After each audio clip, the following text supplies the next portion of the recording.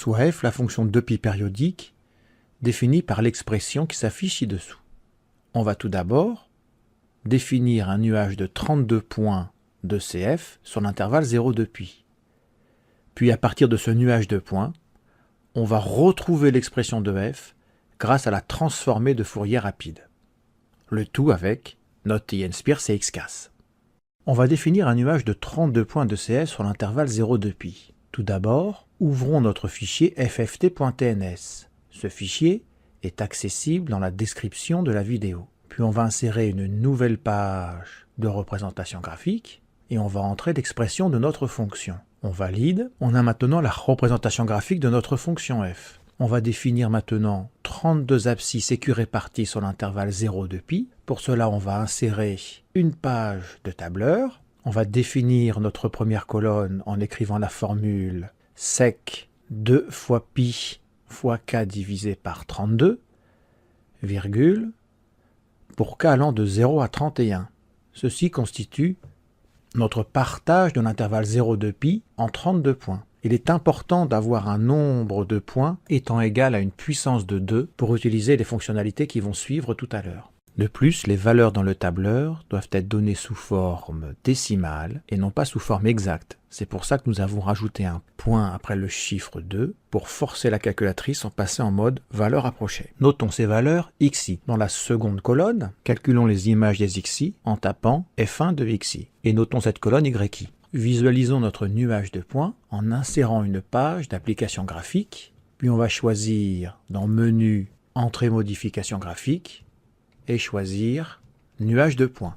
En abscisse, on entre xi et en ordonnée, on rentre yi. Masquons l'étiquette en faisant un clic droit, c'est-à-dire CTRL menu et choisir masquer. Puis on peut modifier la plus grande ordonnée, on va mettre 2, ainsi que la plus petite ordonnée, on va choisir -2.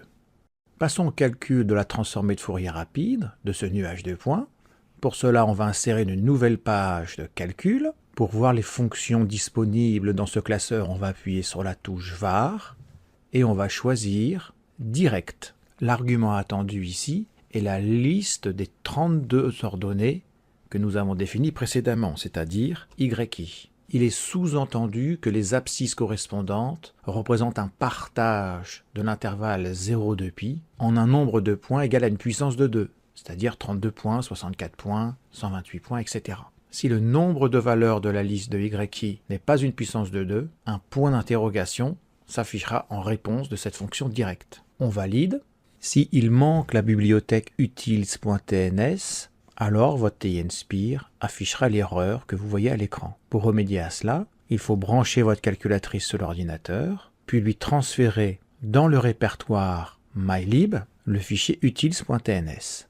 Une fois que c'est fait, il faut maintenant rafraîchir les bibliothèques en retournant dans notre page de calcul et on appuie sur Menu, Action, Bibliothèque, Rafraîchir les bibliothèques. Nous n'aurons plus besoin de faire cette manipulation dans le futur. Recommençons donc en écrivant direct de yi et on valide.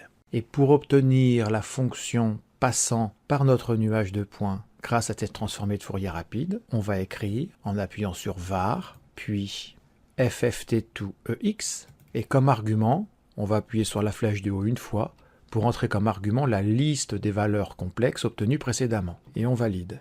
On va représenter graphiquement maintenant la fonction dont l'expression vient d'être trouvée en écrivant g de x, 2 points égales, flèche du haut une fois pour sélectionner l'expression, et on appuie sur Entrée pour la copier-coller. Et on valide. On retourne en appuyant sur CTRL flèche de gauche sur notre nuage de points précédent. On appuie sur Table pour afficher l'éditeur de fonctions. Et on va retourner à un éditeur de fonctions en appuyant sur Menu, Entrée modification graphique et choisir Fonction. Et on entre g de x.